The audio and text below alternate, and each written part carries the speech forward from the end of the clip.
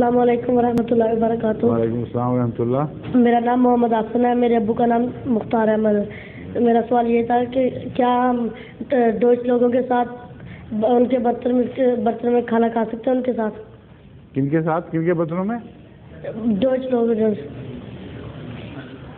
عیسائیوں کے ساتھ کھانا کھانا منع نہیں ہے اسلام میں، اہل کتاب ہیں، لیکن دیکھنا یہ ہے کہ ایسے برتنوں میں اگر وہ سور کھا رہے ہیں اور ساتھ انہی برتنوں میں اور انہی میں تمہیں دیں تو سور حرام ہے، اس لیے سور کھانا منع ہے، ان کے ساتھ برتنوں میں کھانا منع نہیں۔